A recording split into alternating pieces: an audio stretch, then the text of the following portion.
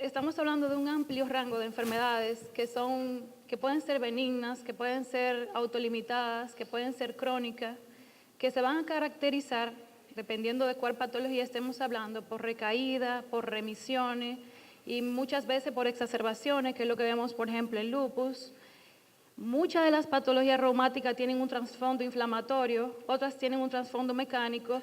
Y pues hemos visto incluso que muchas de las patologías que vemos en los niños también están impulsadas por algún antecedente o alguna situación psicológica.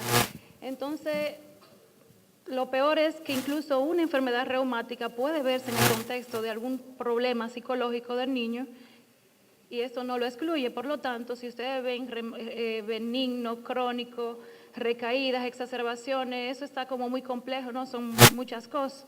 Lo que sí sabemos es que cuando no se hace un diagnóstico temprano, son potencialmente mortales, particularmente la que vamos a hacer mención la mañana de hoy.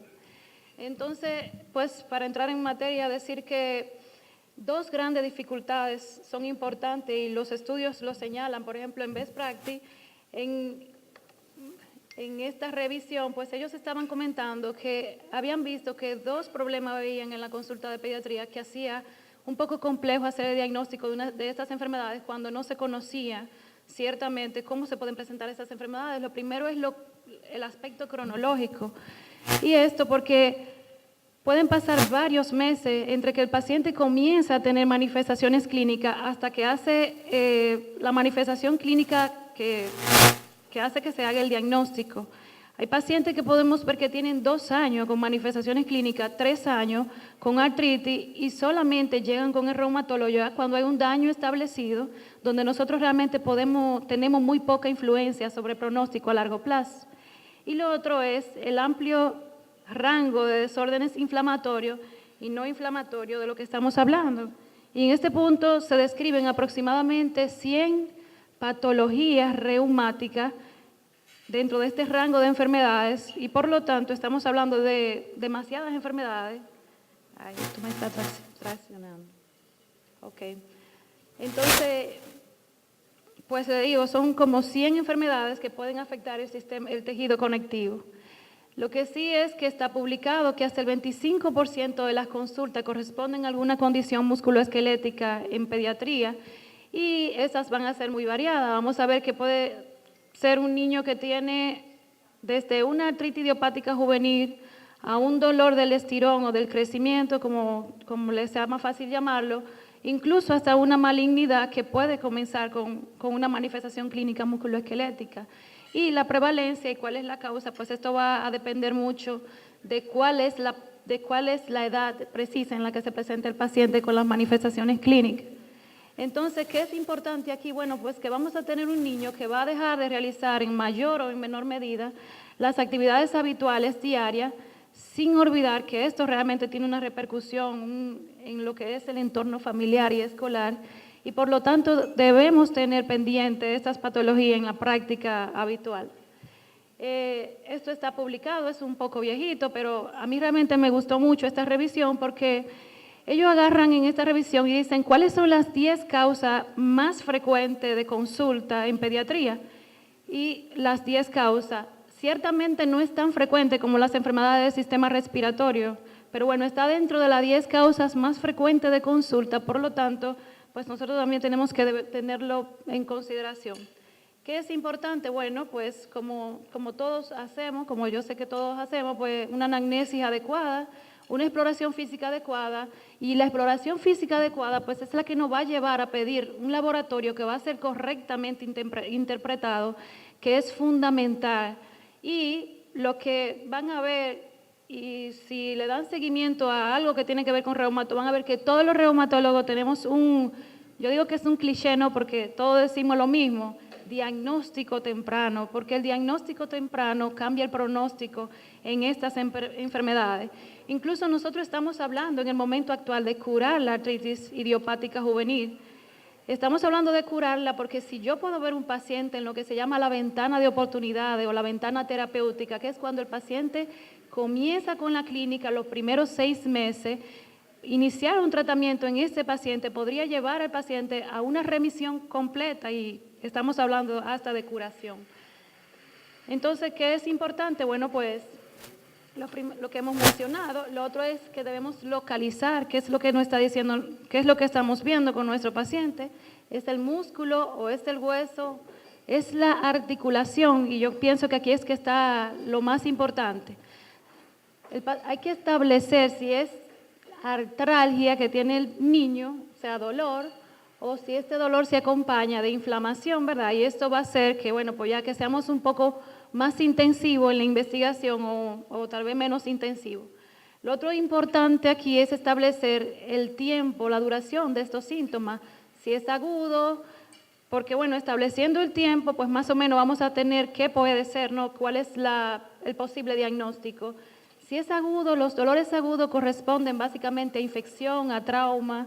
Si es subagudo o crónico, bueno, agudo estamos hablando de menos de 3 meses, subagudo, pues entre 3 y 6 meses, y ya lo crónico, pues estamos hablando de más de 6 meses.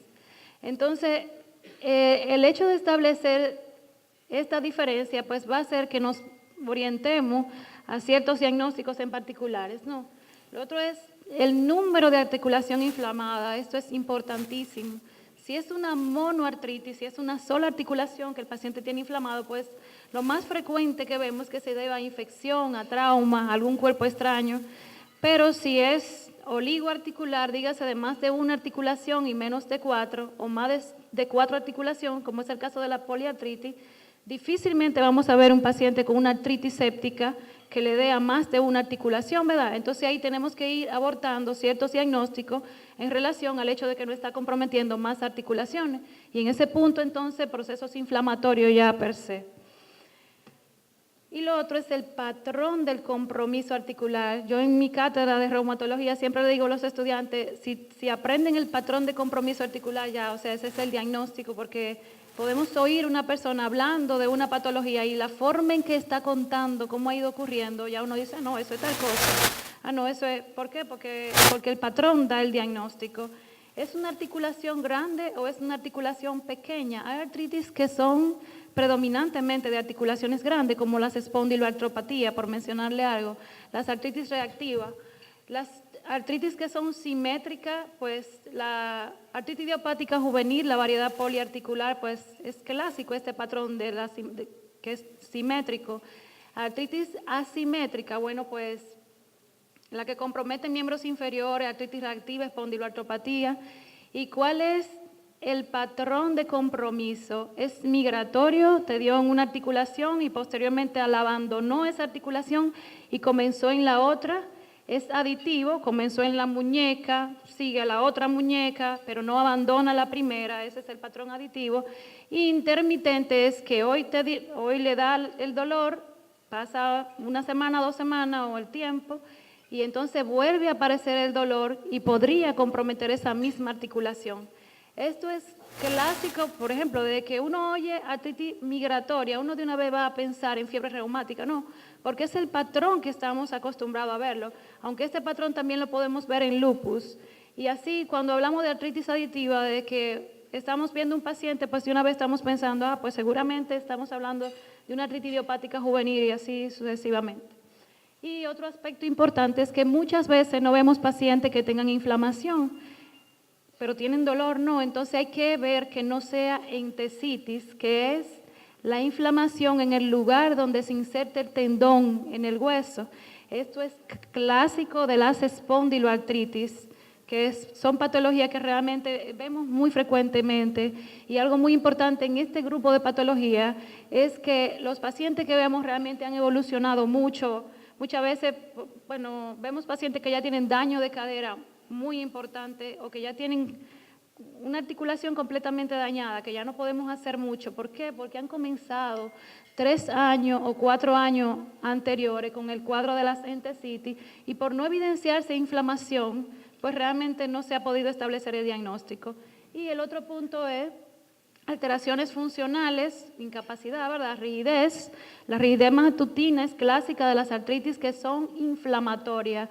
Yo pienso que eso es un punto importantísimo que realmente me gustaría que se queden con él, porque las artritis que vemos que no, o los dolores del crecimiento, realmente el niño amanece súper bien en la mañana.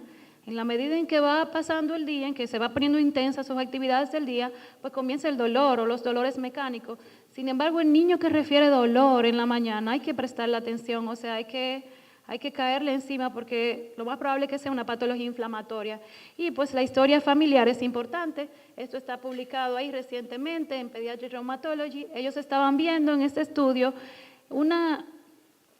aproximadamente 5.800 niños con enfermedades reumáticas. Esto es el grupo de CARRA, un grupo de estudio que hay en Estados Unidos, y ellos vieron que hasta el 33% de estos niños tenían un familiar de primer grado con alguna enfermedad reumática. Y bueno, ¿y qué encontraron esta gente? Que estos niños tenían familiares con artritis idiopática juvenil, lupus eritematoso sistémico y diabetes mellitus tipo 1. Vieron que había mucha asociación y que pues ese era un punto importante al que había que prestarle atención. Y pues fuera de los dolores articulares, algo relevante es cuáles otros síntomas están presentes en nuestro niño que estamos viendo. Y a propósito de esto, le comento este caso que he visto el jueves de la semana pasada. Este es un niño de Puerto Plata. Este niño es un niño sano, sin ningún antecedente mórbido conocido. Tiene 3 hermanitos, es el del medio. Este niño inició hace 1 año y medio con dolor en ambas rodillas. Dice la mamá, de acuerdo a la evaluación mía, porque no he podido hablar con un médico anterior, que no tenía hinchazón, que no se ponía caliente, que no, nada, pero que incluso necesitaba la ayuda de su mamá para trabajar, para caminar, que era algo realmente incapacitante, y que en ocasiones le daban fiebre. Pues la paciente, pues la familiar lleva a su niño al hospital de pediatría, bueno, al Hospital General de Puerto Plata, y entonces lo han ingresado en 2 ocasiones con un proceso febril. Les refirieron que tenía anemia.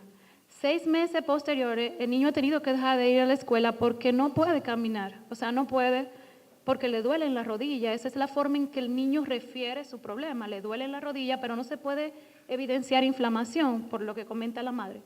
A los 6 meses le salen unas lesiones en la mano, en los nudillos de las manos y en la rodilla, no eritematosa, no pruriginosa, que realmente otra vez lo lleva con su médico pediatra y el médico pediatra le comenta que eso que es alergia, ¿ves? Y entonces ahí le planta pues antialérgico. Una familia de ella es paciente mía de la clínica y ella le dice, yo pienso que debes llevar el niño al hospital Arturo Grullón. Y entonces van al hospital Arturo Grullón y uno de los residentes nos ha mandado la foto y nos ha dicho, doctora, ¿qué le parece esto? El residente de pediatría del hospital Arturo Grullón, no. Entonces hemos ido a ver al paciente y la verdad es que lo que me llama la atención del niño es que le he pedido que se siente en el piso y eso le generó tanto estrés que realmente no, se puso a llorar. Se puso a llorar porque no podía pararse del piso, porque el niño no tenía artritis, era debilidad. Pero entiendo que él, o sea, no va a poder referir como, bueno, mira, no, o sea, me siento débil, no es un concepto no es un término que un niño vaya a utilizar. Entonces esto le generó tanto estrés que, y bueno, ya después de ver las lesiones que le voy a presentar, le hemos pedido BCG, SPK, que nos reportó 1.245, una LDH en 780. Le hemos pedido a los cardiólogos que nos hagan un eco y nos han dicho que tiene dilatación de cavidades izquierdas.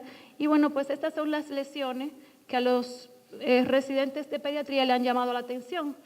Realmente, ya cuando yo veo esto, yo siempre digo, bueno, no, es que ya no me gusta verlo así. Realmente yo quisiera verlo con alteraciones en los capilares, no sé, con algunas lesiones eritematosas en las manos e iniciando el periodo de inflamación, porque yo sé que a este niño, poniéndole dosis de pulso de esteroide con metilprednisolona y poniéndolo rápidamente en metotrexate, yo voy a alterar totalmente el curso de la enfermedad.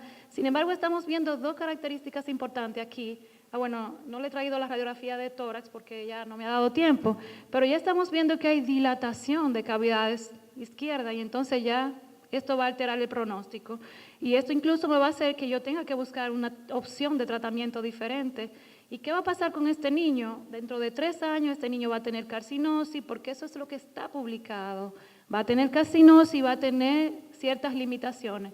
Actualmente, justo el día de ayer, iniciamos tratamiento con ciclofosfamida, tratando, porque tiene mucha disminución de los ruidos pulmonares, aparentemente tiene neumonitis intersticial, que no es una complicación que veamos muy frecuentemente en los niños, pero parece ser que el tiempo, 1 año y medio, ha hecho que este niño evolucione tan mal como he comentado, ¿no? Entonces, estas son las manitas del niño. Uy, no se ve, ¿no? ¿Verdad? Bueno, no se ve bien ahí, pero bueno, aquí lo que tiene esto aquí es lo que conocemos como el eritema heliotropo y tiene cierto grado de edema en la cara. Entonces ya en este punto cuando vemos un paciente decimos, bueno, mira, ya hay como, no hay que saber tanta reumatología ni nada de eso, es solamente que estás débil y tiene eritema en heliotropo, tienes la pápula de Gottron, eso no se llama de otra forma, eso se llama dermatomiositis juvenil, ¿está bien? Entonces, ¿qué es lo que yo quiero realmente hacer alusión a la mañana de hoy? Pues que fuera de las articulaciones, lo fundamental es saber qué otra cosa tenemos. Y lo que dice la literatura y lo que nosotros hemos aprendido es que fuera de las articulaciones, la piel y a nivel oftalmológico son las manifestaciones más frecuentes de estas enfermedades. Así tan compleja como se ve la imagen, ¿verdad? Desde alopecia, desde conjuntivitis, uveitis, queratitis, pues cualquier sistema de órgano se puede ver afectado. Entonces, ay no, es que se ven distorsionadas las imágenes, ¿no? Esta es la imagen de una neumonitis intersticial de un paciente con una enfermedad pulmonar asociada a una dermatomiositis juvenil. Todo esto es el intersticio totalmente infiltrado. Entonces, vuelvo y le digo, pues la naturaleza del compromiso y la afectación extraarticular aquí es fundamental, porque si vemos, este niño nunca ha tenido artritis, ¿no? Porque la madre no refiere que haya tenido inflamación en ningún momento y nosotros no lo hemos evidenciado en la evaluación física que tenga alguna limitación funcional. Entonces, ¿qué manifestaciones clínicas vamos a buscar? Bueno, a nivel cutáneo, wow, no sé si pueden ver las lesiones purpúricas. Yo siempre digo, le he dicho a mis pacientes cuando me llaman para ver una púrpura de Nosh o cuando me llaman por un Kawasaki, yo pienso de una vez, bueno, realmente cuando uno ve una manifestación en la piel de un paciente, yo digo, eso te salvó, no, porque hemos visto Kawasaki que son atípicos, que no tienen las manifestaciones clínicas iniciales, y entonces esos pacientes, ¿qué? No lo vemos. O en su defecto hemos visto pacientes que no comienzan con manifestaciones en la piel y comienzan con una abdomen agudo y van a sala de cirugía y en sala de cirugía a los 2 días comienzan con las lesiones en la piel. Entonces yo pienso aquí que lo más importante es que hay que ser integral, hay que ver al paciente como no solamente con el dolor en la rodilla, eso es lo más importante. Yo pienso que realmente un paciente, no hay que ser buen médico, nada más hay que estar encima del paciente, no hay que leer mucho, no hay que hacer muchas cosas, nada más es estar encima del paciente y eso es lo que va a marcar la diferencia. Aquí, entonces, pues si tengo estas lesiones, esto es vasculitis. Ahora, ¿cuál es la causa de la vasculitis? La vamos a buscar, pero vamos a buscar ANCA, vamos a buscar una púrpura de Nosh, vamos a buscar IgG, si es necesario hacer biopsia, pero de que yo veo estas lesiones, de una vez sé que es una vasculitis cutánea hasta el momento, hasta que no evalúe mi paciente y vea que hay otra cosa.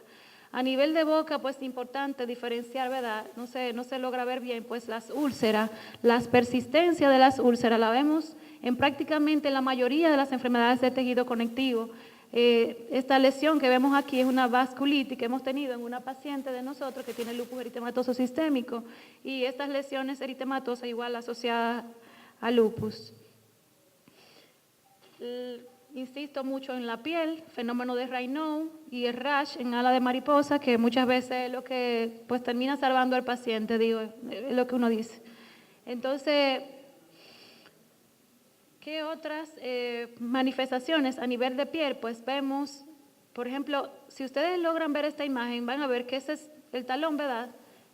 vamos a ver cierto grado de deformidad a este nivel. Este niño no ha tenido artritis, este niño lo que ha tenido es entesitis, y esto es una manifestación clínica de una enfermedad realmente grave, que son el grupo de las enfermedades de las espondiloartropatías. Y pues lo que vemos ya más adelante en las otras imágenes, vasculitis y lesiones psoriásicas.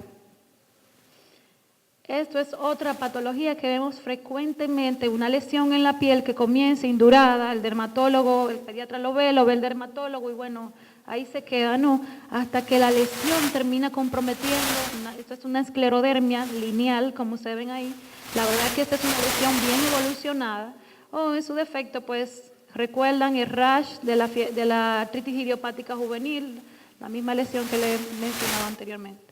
¿Qué otro órgano vemos comprometido frecuentemente que debe hacernos pensar en una enfermedad reumática? Pues sistema ocular, conjuntivitis, pues uveitis, complicaciones de uveitis, o tan simple como la eyección conjuntival que vemos en el paciente que tiene enfermedad de Kawasaki. El otro sistema de órgano importante, y es solamente mencionarle lo relevante, es riñón. El riñón es el órgano de choque en enfermedades reumáticas y la verdad es que es el órgano en base al cual tomamos decisiones de tratamiento. O sea, para mí ver un paciente que tiene un compromiso de riñón en una de las enfermedades reumáticas, eso es como lo que me hace, o sea, aquí va a estar complicada las cosas. Porque nosotros hemos visto, incluso ahora mismo estamos corriendo un estudio y ya eso está publicado. Lo único que estamos haciendo nosotros ahora es confirmando que en Dominicana sea así. Hemos visto que los pacientes, los latinos, los hispanos, tienen una enfermedad mucho más agresiva cuando se comparan con países europeos e incluso con países del norte.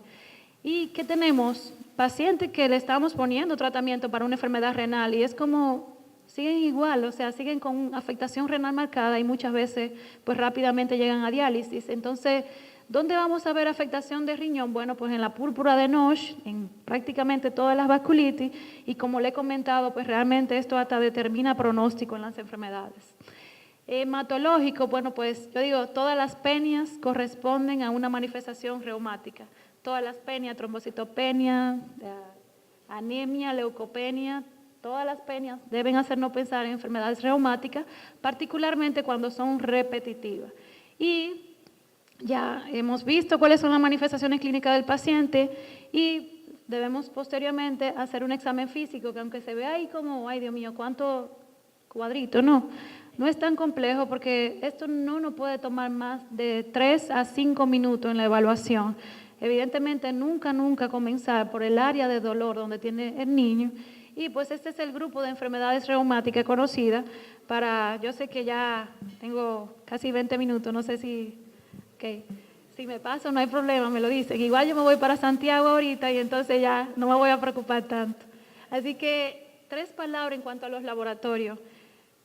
Sirven para 2 cosas, no nos sirven de nada, más que para yo decir cuál es el pronóstico y qué va a pasar con estos niños. Porque esta revisión es que está un poquito vieja, pero ellos comienzan diciendo que tienen un niño ingresado en la unidad de pediatría y entonces los residentes están muy preocupados porque le han pedido un factor reumatoide a este niño que tiene artritis y entonces ha salido negativo. Y todo tiene sentido, ¿verdad? ¿Por qué? Porque el 85% de diagnóstico en reumatología es clínico, el 15% es el examen físico y el 5% o menos es el laboratorio. ¿Para qué me ayuda? Bueno, para el pronóstico. Si yo tengo un niño con artritis poliarticular, factor reumatoide positivo, ese es un niño que yo realmente me lo quisiera llevar para mi casa, la verdad. ¿Por qué? Porque yo tengo que darle seguimiento y no puedo ser tolerante, no puedo tener miedo, eso es lo primero, con nada de medicación. Los pacientes de repente leen que hacen esos medicamentos, pero eso es una quimioterapia, de una vez viene la mamá a decir, doctora, pero me dijeron que el metotrexato es una quimio. Bueno, pues sí, pues eso es lo que necesita su hijo, porque eso es lo que va a evitar que se dañe esa articulación y que prontamente caiga en una prótesis, ¿ven? Entonces, por eso nada de timidez en el tratamiento de estas enfermedades. Entonces, vuelvo y digo, ¿para qué nos sirven? Bueno, para determinar el pronóstico, para ayuda diagnóstica, ¿verdad? Porque hay que darle su importancia, pero no más de ahí. Y en ese punto mencionar qué utilizamos, bueno, pues lo normal, los reactantes de fase aguda, BCG, PCR. Sin embargo, en espondiloartritis es normal encontrar una BCG y una PCR normal que no está elevada. Por lo tanto, lo que quiero es que se quede bien, así como bien establecido, que es el aspecto clínico lo que nos importa, ¿no? Lo otro es el factor reumatoide. El factor reumatoide solamente tiene relación con artritis en el niño en el 10%. Y qué bueno que es así, porque, o sea, de repente, hace un par de meses estaba yo revisando cómo ha ido evolucionando los criterios diagnósticos para artritis idiopática juvenil. Y algo muy importante es cómo usted le explica a una madre que su niño tiene artritis reumatoide. La madre de una vez le va a preguntar, caramba, pero eso es una enfermedad de gente mayor, ¿no? Eso es lo que va a preguntar la madre de una vez. Entonces, gracias a Dios que es solamente un 10 a un 15% de las artritis la que se parece a la del adulto mayor, a la del adulto. Por lo tanto, esto no debe ser importante para nosotros, particularmente en artritis idiopática juvenil, la variedad poliarticular, y realmente son todas muy diferentes a la del adulto. No es diagnóstico, más bien es pronóstico, y pues ustedes saben que la podemos ver positiva en muchísimas patologías. Incluso ahora mismo tuvimos con el asunto de chikungunya varios pacientes con poliartritis, factor reumatoide positivo, y ya después con AINES, niño bien, factor reumatoide negativo. Entonces realmente por eso no. Ahora en el niño que yo tengo un diagnóstico establecido, en ese punto sí es importante, pero fuera de ahí pues no hay que darle más importancia. En cuanto a esto, realmente esto es, pues, no sé, para lo único que sirve en reumatología es para decir que si tuviste una infección anterior, punto. No nos sirve para nada más. Por lo tanto, es una prueba que no debe utilizarse en el protocolo de estudio de las artritis. ¿Por qué? Porque, o sea, si hay clínica, sí, pero no a todo el que le duele hay que mandarle a hacer esto, porque esto no nos dice mucha cosa. Así que igual entiendo que es una prueba que debemos ir como sacando de nuestra, no tiene mucha utilidad. En cuanto a lana, otra, solamente lo importante, ¿verdad? Porque hablar de esto es tomarse toda una mañana, y yo sé que finalmente me van a terminar sacando de Santo Domingo, y entonces, bueno, no, me voy a ir tranquila ahorita. Entonces, el ANA no tiene relación exclusiva con ninguna patología. Es muy sensible, pero la verdad que es muy poco específico. Muy poco específico. Ahora bien, yo tengo un paciente con artritis idiopática juvenil. El ANA predice uveitis. Si tengo un paciente con artritis, la regla es que le haga un ANA para yo saber cuál es el pronóstico ocular de este niño. Para eso es que me sirve el ANA. Y en un paciente que tiene lupus, bueno, pues en lupus vemos que está en clínica, 96% de los casos, en lupus like, hasta en un 100% de los casos y así sucesivamente. Sin embargo, he dicho que es muy sensible, pero es poco específico, lo cual hace que esta prueba esté positiva en muchísimas otras patologías. Y lo que es más importante, incluso le invito a que lo revisen, es que el ANA a títulos bajos está positivo hasta en el 20%. Tenemos bloqueadores del factor de necrosis tumoral, incluso bastante, o sea, todos lo conocen, disponibles aquí en el país, particularmente etanercept, adalimumab, que utilizamos más en los niños, etanercept básicamente, pero pues ahí tenemos fármacos bloqueadores de factor de necrosis tumoral. ¿Qué tenemos para los niños con artritis idiopática juvenil, con síndrome de activación de macrófago? ¿Qué tenemos para estos niños? Pues tenemos un bloqueador de IL-6, que es el tocilizumab. No tenemos anakinra aquí en el país, que es el bloqueador de IL-1, pero es una oportunidad para un niño que tiene un síndrome de activación de macrófago, que tiene una artritis idiopática juvenil, la variedad sistémica, pues está contemplado. En lupus, ¿qué estamos utilizando? Bloqueadores del CD40. Bloqueando CD40, pues tenemos menos producción de autoanticuerpos. Y así sucesivamente, bloqueadores de CTL4, un linfocito T menos activo. Y eso es lo que estamos haciendo en el momento actual. ¿Por qué? Porque hemos aprendido esto. Esto es lo que tiene esta articulación inflamada, ¿no?